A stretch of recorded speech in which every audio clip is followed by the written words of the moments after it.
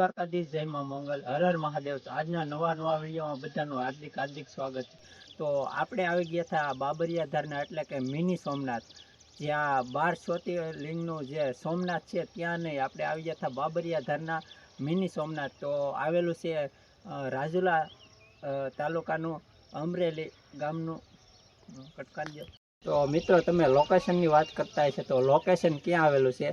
રાજુલા તાલુકાનું બાબરિયા ધાર ગામ, અને ત્યાં આપણે વાડી વિસ્તારમાં જે ડુંગર જોઈ રહ્યા છો તે ડુંગરનો જે ઇતિહાસ છે તમને ઉપર જઈને ઇતિહાસ બતાવશું। તો કન્ટિન્યુ વિડીયોના માધ્યમથી તમને જોડાઈ રહેજો, અને કમેન્ટમાં ખાસ કરીને હર હર મહાદેવ લખવાનું ભૂલતા નહીં।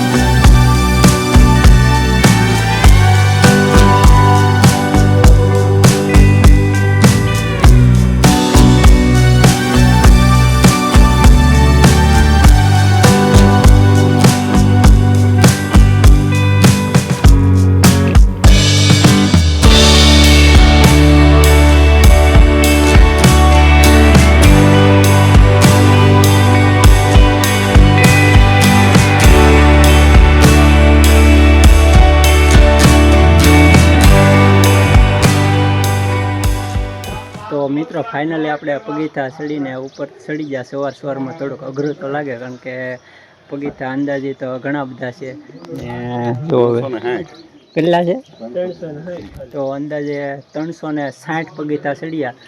સવારમાં થોડુંક અઘરું તો લાગે, પણ છે મહાદેવની દયાથી ચડી ગયા ને આ રીતનું એક છે। હવે બીલીપત્રને આપણે પાણીનો લોટ કરીને મહાદેવને ચડાવી અને દર્શન કરાવીએ તમને। તો હર હર મહાદેવ લખી નાખજો।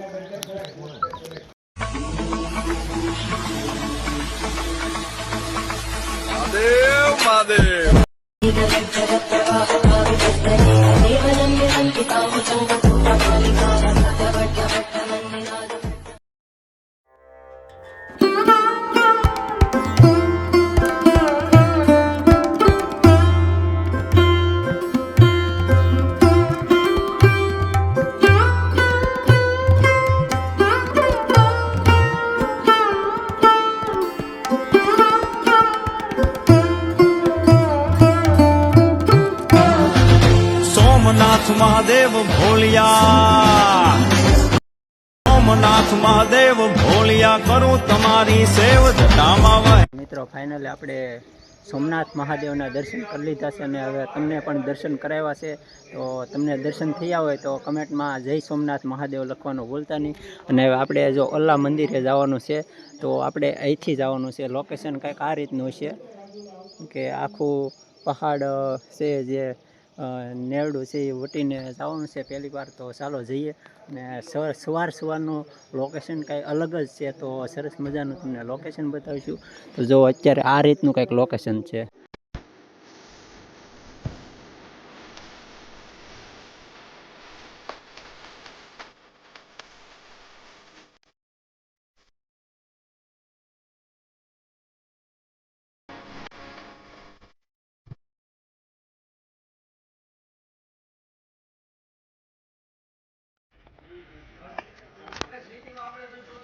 તો જુઓ કંઈક આ રીતનો રસ્તો છે। તો ઉતરવામાં ખાસ ધ્યાન રાખવાની કે પડાઈ ન જાય, ધીમે ધીમે ઉતરવાનું। અને વરસાદ હોય તો કદાચ બહુ રિસ્ક ન લેવી, કારણ કે આ બધું નેરડું પાણીનું શરૂ હોય। તો આપણે જ્યાં જવાનું છે ત્યાં આપણે એ સાઈડનો કાંઈક ઇતિહાસ એવો છે કે ત્યાં જોગીદાસ કુમારની ઘોડીના પગલાં જોવા મળશે। તો તે પગલાં બતાવવાના છે, અને જે મંદિર છે મંદિરના દર્શન કરાવવાના છે। તો કન્ટિન્યુ જોડાઈ રહેજો. અને જુઓ આ રીતનું કંઈક લોકેશન છે. આમ તો એવું લાગે છે કે ગાંડી ઘરમાં આવી ગયા છીએ, તો ઘરનું લોકેશન પણ કંઈક આવું હોય છે. તો ચાલો ઉપર જઈએ અને તમને દર્શન કરાવીએ.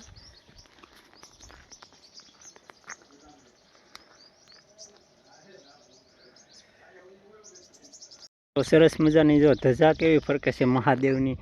તો અને અહીંયા મંદિર છે, આપણે દર્શન કરાવ્યા તમને.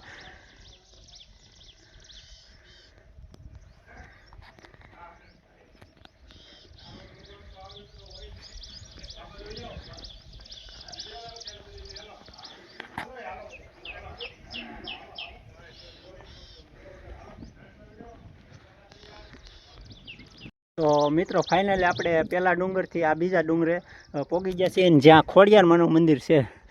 તો કન્ટિન્યુ જોડાઈ રહેજો એટલે તમને માં ખોડિયારમાંના દર્શન કરાવી દઈએ સવારમાં.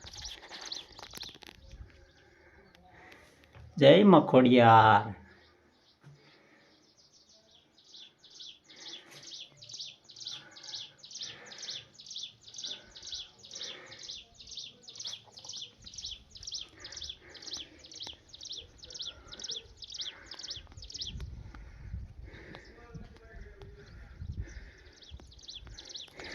તો તમને ઘણા વર્ષો જૂનું ખોડિયારમાંનું મંદિર છે, તો ખોડિયારમાંના દર્શન કરાવી દીધા. અને હવે આપણે જવાનું છે જ્યાં જોગીદાસ ખુમાણની ઘોડીના પગલાં જોવા મળશે.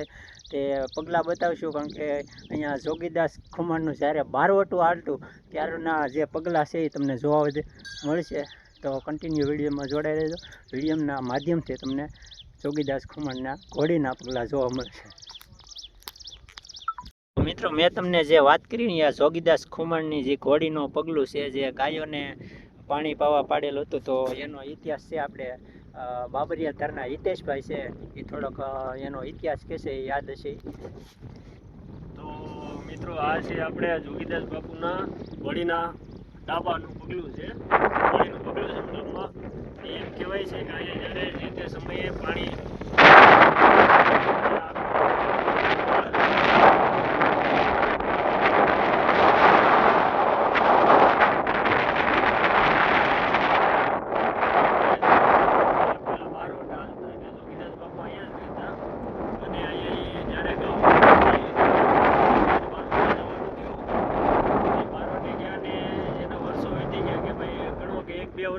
સમથિંગ વીતી ગયા. પછી બાપુ અહીંયા આવ્યા અને ગાઉ જોઈ બધી, તો કાંઈ બાંધેલી હતી એટલે ગાઉ કે અહીંથી ખાઈને હોય કે અહીંથી પાણી પીવાનું છે કે એવું બધું હતું. ને પછી આગળ જોઈએ તો બાપુ આવ્યા ને જોયું તો ગાઉનું ખાલી કંગાળ વીધું હતું અહીંયા. ગાઉનું કંગાળ ખાલી વીધું એટલે બાપુ કહે કે કે મારો કે મોટા મોટી મારા જીવનની ભૂલ છે કે. અને એમ કરી કાઢીને પછી બાપુ કે હવે કે જે થયું પણ હવે કે હું અમારે હાટ ગાવા વયો જાઉં. હવે કે આપણે આ જિંદગીમાં જીવવાનું ઓલું છે નહીં. તો ભાઈ ત્યાં સુધીની મને ખબર છે, ત્યાં સુધી મેં વાત કરી. નમસ્કાર. ને આ ભાઈને થોડો સપોર્ટ કરો ને આગળ લાવો, એ બદલ તમને ખૂબ ખૂબ ધન્યવાદ ને આભાર. તો મિત્રો જે જોગીદાસ ખુમાણનો જે ઇતિહાસ થોડો ઘણો યાદ હતો હિતેશભાઈએ કીધું. તો હિતેશભાઈ તમારો ખૂબ ખૂબ આભાર. મહાદેવ, હર હર મહાદેવ. તો આજ શ્રાવણ પહેલો સોમવાર છે, તો બે ભાઈ શ્રાવણ જય ભોળાનાથ. આ બધું વાડી કોરીઓ કેમ પડી? ડુંગરો વાવેલી ડુંગરી છે. જો પહેલા અમારે પૂર્વજો હતા ને. તો મિત્રો ફાઇનલી મેં તમને દૂરથી બતાવ્યું હતું કે આપણે ધજા જો આ રીતની બતાવી છે, તો આપણે ધજાની નજીક આવી ગયા હતા. તો નજીક તો તમને દર્શન કરાવીએ. જુઓ તો કઈ રીતનો ફરકે છે, પવનનો અદ્ભુત નજારો જોવા મળે છે. આવો નજારો તો તમે ઘણીવાર ન જોવા મળે, કે જુઓ તમે નજીકથી આપણે તમને દર્શન કરાવ્યા.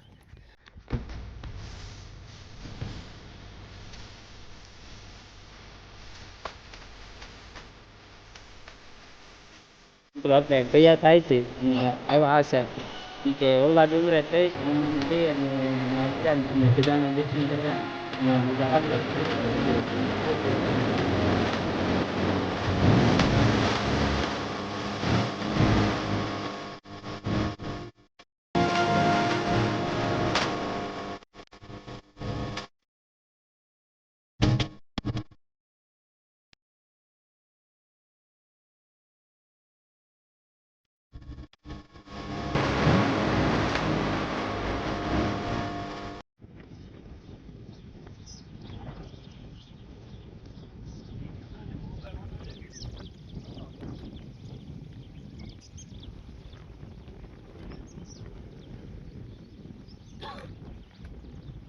તો મિત્રો આપણે 7 વાગે આવ્યા હતા અને અમારા પપ્પાને મને ખબર નથી કે આવવાના જ છે, તો એવડા પણ મહાદેવના દર્શન કરવા આવ્યા હતા. મહાદેવ મહાદેવ હર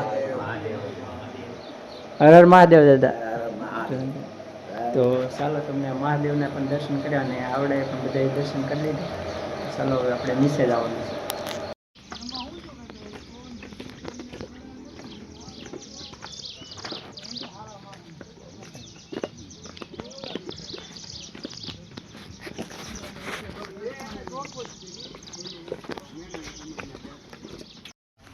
તો મિત્રો સીડી ઉતરતા મજા આવે, ચડતા થોડુંક અઘરું લાગ્યું કારણ કે આપણે મહાદેવના દર્શન નહોતા કર્યા ને એટલે, ને હવે દર્શન કરી લીધા એટલે થોડાક આમ ઉજમમાં આવી ગયા.